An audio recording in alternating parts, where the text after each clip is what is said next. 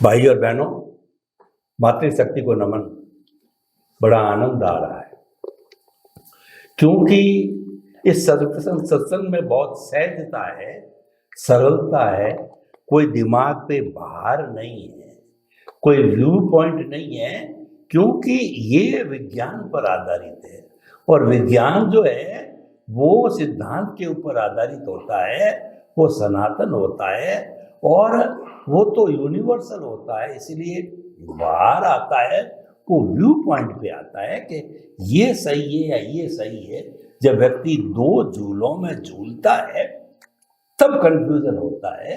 और जैसे आपने अनन्य की बात कही, तो हमको ये सत्संग ग्रहण करके अनन्य हो जाना चाहिए कि जब अल्टीमेट बात मिल गई है तो इसी के ऊपर जो है हमको अपना जीवन केंद्रित करना और आगे बढ़ना चाहिए। यही इस सत्संग का सार है।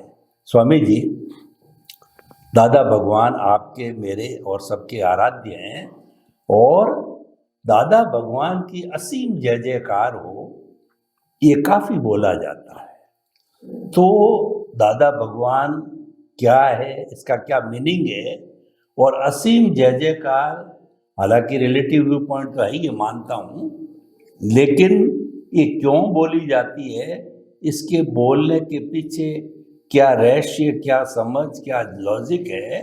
और ये प्रार्थना एट लार्ज की जाती है, घंटों घंटों की जाती है, तो इसका थोड़ा सा खुलासा कीजिए। प्रश्न के लिए धन्यवाद। वास्तव में ज्ञानी पुरुष वैसे तो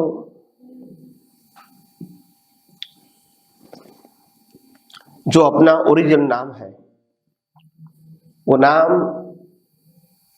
समय आने पर चेंज हो जाता है। देखिए, श्रीमद रायचंद्र तो उनका नाम रायचंद्र था और श्रीमद उपनाम था, मगर लोग श्रीमद से उसको पहचानते थे।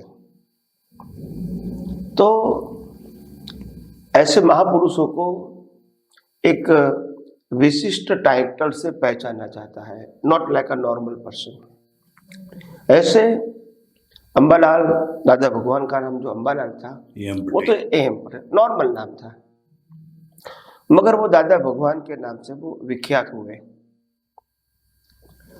तो मेरा कहने का मतलब ये है कि हर महापुरुषों को लोग अपने उपनाम से पहचाना जाता है, उनकी ग्रेटनेस बताने के लिए। आचार्य रजनीश जी, जो उनका नाम संसारी कुछ अलग था और बाद में वो आचार्य रजनीश ने आचार्य रजनीश भगवान भी बने। तो ऐसे महापुरुषों में होता है। और हमने भी देखा है कि तीर्थंकरों के नाम, वासुदेव के नाम, प्रति वासुदेव के नाम जीवन में परिस्थितियों के आधार अलग अलग होते हैं। हम 108 पार्श्वनाथ की बात करते हैं, 108 नाम है। कृष्ण भगवान के भी कई नाम है। एनीवे, तो कहने का मतलब ऐसा है, महापुरुषों का नाम परिस्थितियों के अधीन बदलता रहता है और लोग उसी नाम से उसको जानते हैं। तो यहाँ जो दादा भगवान की बात करते हैं हम, सब्जेक्ट हमारा ये है, तो दादा भगवान भी एक प्रकार का उपनाम है। और मगर ये उपनाम को क्लैरिफाई करने के लिए उन्होंने बताया कि भी ये शरीर का नाम नहीं है, मेरी अवस्था का नाम है, अनुभूति का नाम है। और आध्यात्म विज्ञान ने बताया कि वो अनुभूति एक अभी अहंकार का लेवल है। बड़े हाई लेवल हो सकता है, मगर आत्मा का लेवल सब्जेक्ट होता नहीं। आत्मा का तो लेवल, आत्मा तो पूर्ण ही है, मगर प्रतिष्ठित आत्मा का लेवल है। और लेवल का नाम उन्होंने दादा भगवान बताया। और तब से वो एम पटेल और दादा भगवान दोनों अलग हो गए। धीरे धीरे लोगों के अंदर ये भी समझ में आ गया कि दादा भगवान मतलब प्रगट आत्मा और ये एम पटेल। मगर उसमें कंफ्यूजन क्या हुआ कि लोगों ने समझा कि जो दादा भगवान है, जो कोट टोपी वाले थे, वो ज्ञानी पुरुष भी है, भगवान भी वही है। और फिर लोगों ने उसको जन्म जयंती पुण्यतिथि के रूप में सेलिब्रेट भी किया। तो एक नाम परिपक्व हो गया, पक्का हो गया कि दादा भगवान का मतलब कोट टोपी वाले AM पटेल ही दादा भगवान है, ऐसा स्थापित हो गया समाज में बाय रिलेटिव व्यू पॉइंट। अभी इसको हटाना बहुत दुष्कर बात है। जो उनको हार्टिली मानते हैं उनके दिमाग में से तो वो नहीं निकल सकते हैं। तो ये हो सकता है, मगर दादा भगवान न आत्मा का नाम था न शरीर का नाम था। दादा भगवान वो AM पटेल के अंदर जो दशा प्रकट हुई थी ज्ञान दर्शन और चारित्र के रूप में, उसका उन्होंने टाइटल दिया था। जरूरत नहीं थी, मगर मैंने कहा कि महापुरुषों को इस प्रकार से टाइटल मिलता रहता है किसी के निमित्त से। तो उसमें क्या होता है, फिर उन्होंने कहा कि आप में भी वही आत्मा है, मेरे में भी वही आत्मा है। तो वही आत्मा दादा भगवान है, मगर मेरे में इतनी प्रकट हुई है, आपने में प्रकट होने की शुरुआत हुई है। तब से आपको समझ में आना चाहिए कि जो शुरुआत और हाई लेवल ये आत्मा का हो सकता है नहीं, आत्मा को अनुभूति करने वाले का हो सकता है। तो ये पकड़, मैंने कहा कि लोगों को साइंटिफिक विजन नहीं था तो वो आत्मा समझे, एक्चुअली प्रतिष्ठित आत्मा का लेवल है। केवल दर्शन तक प्रतिष्ठित आत्मा का अस्तित्व है, उनका लेवल है। और जब केवल दर्शन हो जाता है फिर उसका अस्तित्व नहीं रहता है। तो केवल ज्ञान के समय प्रतिष्ठित आत्मा लाइव होता नहीं है। तो इसीलिए तो फिर आध्यात्म विज्ञान ने क्लैरिटी किया कि ये प्रतिष्ठित आत्मा जो है उनका लेवल है। इनको आप दादा भगवान कहोगे, जो भी कहो कह सकते हैं, मगर वो ज्ञान दर्शन चारित्र वाला है स्टेटस। और उस स्टेटस को उन्होंने नाम दिया है, वो हमारे अंदर भी वही है पुरुषार्थ करने वाला, और हमारा जो लेवल है वो है। मगर शब्द के आधार से लोग मिसगाइड हो गए और फिर लोगों को लगा कि चलो भैया दादा भगवान तो एक महान व्यक्ति हो गए, उनका सेलिब्रेशन भी करें। गुरु पूर्णिमा, जन्म जयंती, पुण्यतिथि उनकी हाजिरी में भी होती थी, अभी भी हो रही है। और उसमें क्या हुआ कि जो ज्ञान दर्शन चारित्र वाला जो अनुभूति का स्टेटस था वो हाइड हो गया, ने AM पटेल रूपी व्यक्ति को इंपॉर्टेंट मिल गया उनकी हाजिरी में, उसके जाने के बाद भी। और इसके बाद उनके शब्द जो होते थे, शब्द, इसको प्रमाण माना गया। क्या माना गया? प्रमाण। हालांकि उन्होंने जो कुछ बातें कही है उसमें 90% प्लस रिलेटिव सत्य की बातें हैं, क्योंकि लोगों को इंटरेस्ट भी उसमें ही था, तो उनके पास कोई ऑप्शन नहीं है। उनको विज्ञान बताना है, मगर आपको चाहिए तो बताएंगे ना, आपको नहीं चाहिए तो। आप साइंस के स्टूडेंट हैं और मैं आर्ट्स की बात करूंगा, आप कितना सुनोगे कि भाई मेरा सब्जेक्ट नहीं है। आप समझे कि नहीं? आप साइंस की बात करो तो लोगों को साइंस में रस नहीं। फिर उन्होंने कॉमर्स की बात किया, कॉमर्स मतलब पाप पुण्य की बात किया, क्या करेंगे?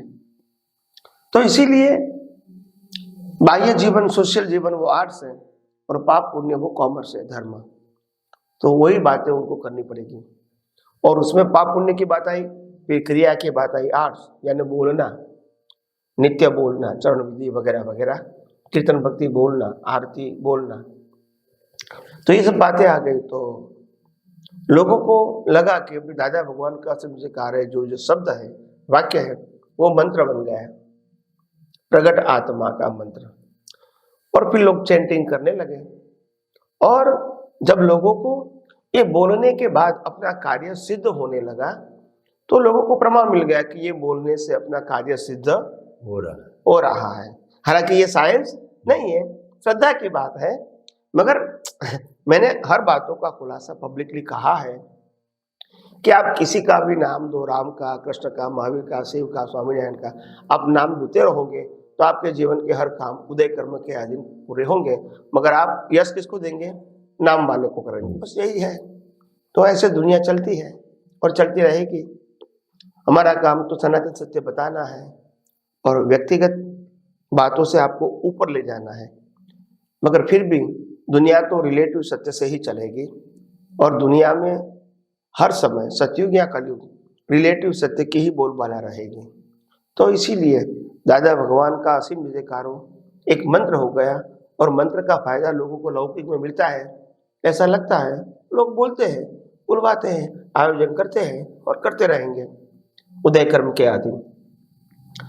तो ये उसमें साइंस की कोई चीज नहीं है, मगर उसमें पाप पुण्य की बातें हैं, कंसंट्रेशन की बातें हैं, श्रद्धा की बातें हैं, कुछ लाभ मिलने की बातें हैं, उसमें कुछ आत्मा की अनुभूति का मार्ग है, वो करेक्ट नहीं है।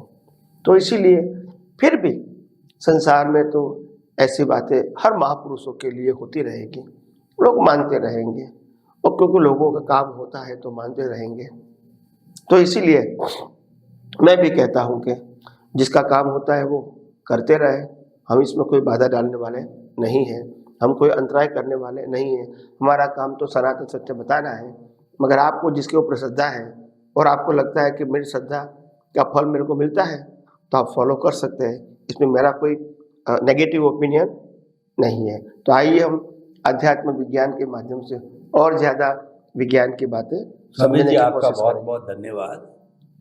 जो आपने बताया कि जो मुख्य चीज है वो है सनातन सत्य, क्योंकि सिद्धांत पर आधारित है, यूनिवर्सल है और भूत भविष्य वर्तमान में सदा एक सा रहता है, बदलता नहीं है, ये विज्ञान है और इसी से ही हमारी मुक्ति संभव है। और जितने केवली तीर्थंकर हुए इसी रास्ते से गए हैं, ये रास्ता जो है मुक्ति के लिए अवश्य ही लेना पड़ता है।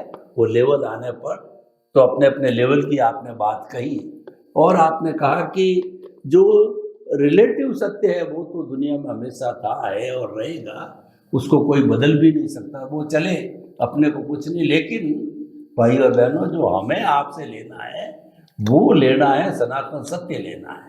रिलेटिव तो तुम जानते ही हैं, जी रहे हैं, जन्म जन्मांतर से जी रहे हैं, लेकिन जो लेने की बात आपसे है वो है सनातन सत्य, जो वो दृष्टि विज्ञान है और वो जो है वो ज्ञान दर्शन की स्थिरता है, वो आपसे प्राप्त करना है और वो हमको मिल रहा है। स्वामी जी आपका बहुत बहुत धन्यवाद। स्वामी जी, साधना के सूत्र जो है वो 4 बताए गए हैं, निमित्त, निर्दोष, अकर्ता और शुद्ध आत्मा।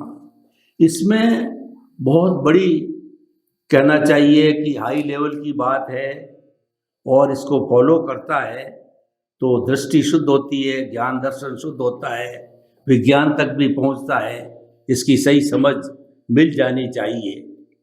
तो ये चारों किस तरीके से जो है हमारे ज्ञान दर्शन को स्थिर करने में, सनातन सत्य को जानने में और जो हमारा जो रिलेटिव सत्य है उसको डाइल्यूट करने में किस तरीके से ये सहयोगी होता है, कृपया एक एक को आप इसकी परिभाषा दे करके बताइए किस प्रकार ये हमारे कुल पीरियड के अंदर। चारों बताइए तो नाम एक बार।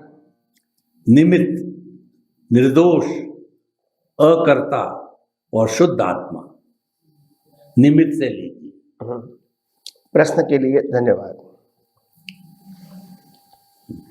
देखो, कोई भी कार्य संसार में जो बनती है या होती है वो निमित्त से ही होती है, बिना निमित्त नहीं होती है।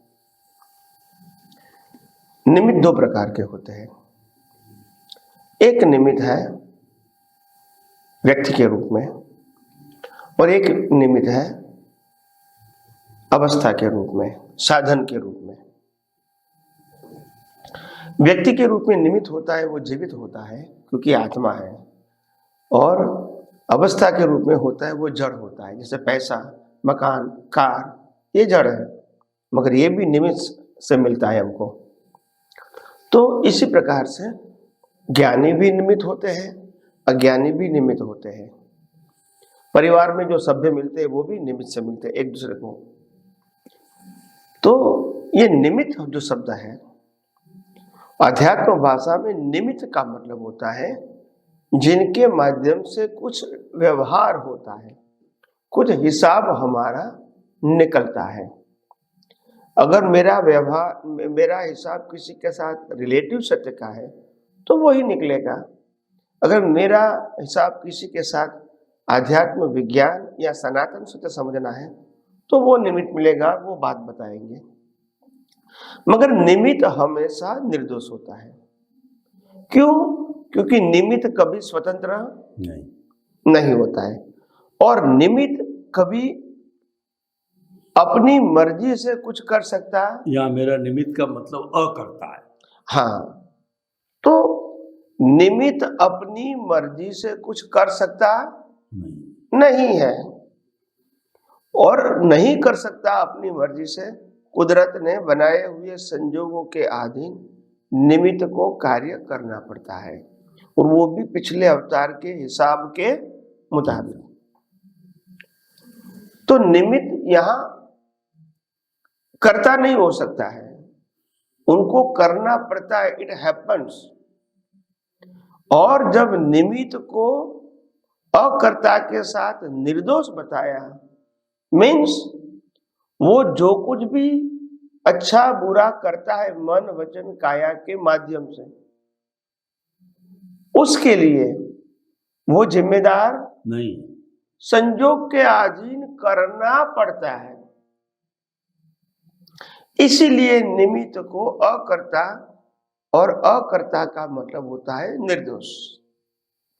तो निर्दोष कहा, निर्दोष का मतलब उनके पास अच्छा बुरा करने की स्वतंत्रता नहीं है। अच्छा बुरा व्यवहार से निकलेगा जरूर, जिसको हम सही गलत बोल सकते हैं, जिसको हम पाप पुण्य बोल सकते हैं, जिसको लाभ नुकसान बोल सकते हैं, जिसमें हित अहित हम बोल सकते हैं। मगर ये जो निकल रहा है वो इसमें इनकी या किसी की स्वतंत्रता नहीं है, संजोग के अधीन, संजोग के अधीन है। इसीलिए निमित्त को निर्दोष बताया। पहले निमित्त अकर्ता है, दूसरा निमित्त निर्दोष है, और शुद्ध तीसरा जो है निमित्त कुदरती कानून के अधीन है। क्या है? कुदरती कानून के अंदर, कुदरती कानून के अधीन है। ये शरीर निमित्त है, मगर शरीर के अंदर जो मन वचन काया उनकी अवस्था है वो कुदरती कानून के अधीन है। आज जो दिखता है वो कुदरती कानून के अधीन है। वो अकर्ता है, निर्दोष है, क्योंकि वो कुदरती कानून के अधीन है। तो ये तीनों चीज ठीक करोगे तो मालूम होगा, जो चीज निमित्त, अकर्ता, निर्दोष और कुदरती कानून के अधीन है, उससे शुद्ध आत्मा क्या हो सकता है? अलग है। शुद्ध आत्मा को कुदरत और कुदरती कानून और कुदरती रचना से कोई मतलब नहीं है। वो कैटालिस्ट है। क्या है? कैटालिस्ट। मन वचन काया की अवस्था के समय वो कैटालिस्ट है। उनकी हाजिरी के बिना अवस्था नहीं होती है। उनकी हाजिरी के बिना नए कर्म चार्ज भी नहीं होते। तो चार्ज और डिस्चार्ज उनकी हाजिरी में होता है, मगर चार्ज डिस्चार्ज करने वाला वो नहीं है। और चार्ज में ज्ञान दर्शन के मुताबिक स्वतंत्रता है, डिस्चार्ज में स्वतंत्रता नहीं है। वो टोटली कुदरती कानून के अधीन है।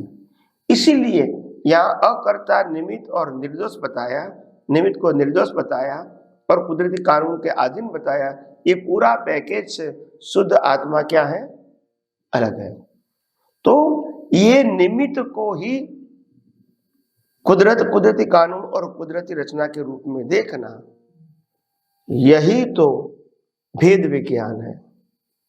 क्योंकि ये प्रोसेस में आत्मा तो कैटालिस्ट है, कोई इंटरनल प्रोसेस में उनका सब्जेक्ट नहीं है, सिर्फ हाजिरी है उनकी।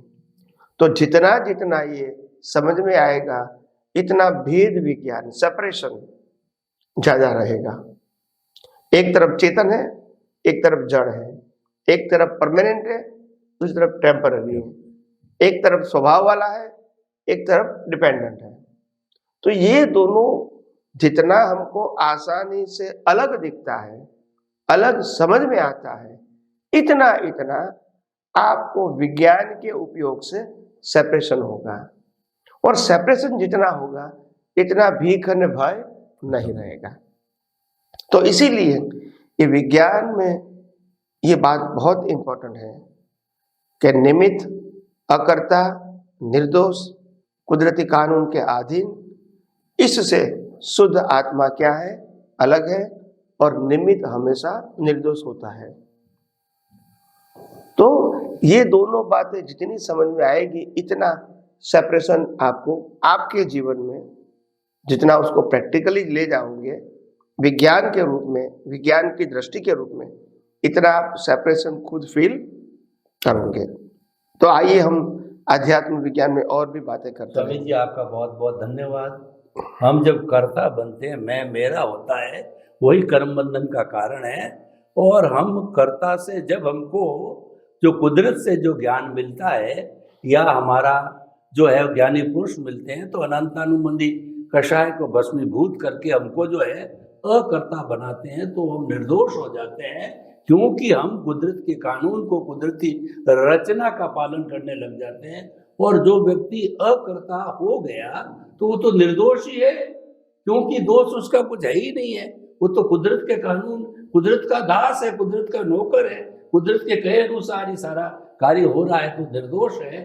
तो जब निमित्त निर्दोष हो गया, अकर्ता बन गया, तो नेचुरल रूप से वो किसी दूसरी अपने समकक्ष जो है लोगों के भीतर शुद्ध आत्मा के दर्शन कर सकता है, और वो शुद्ध आत्मा को अलग मान सकता है कैटलिस्ट रूप में। तो ये सूत्र है, उससे हम आगे बढ़ करके अपनी साधना को और अपने गंतव्य को जो है प्राप्त कर सकते हैं। स्वामी जी आपका बहुत बहुत धन्यवाद, कृतज्ञ। जय सच्चिदानंद।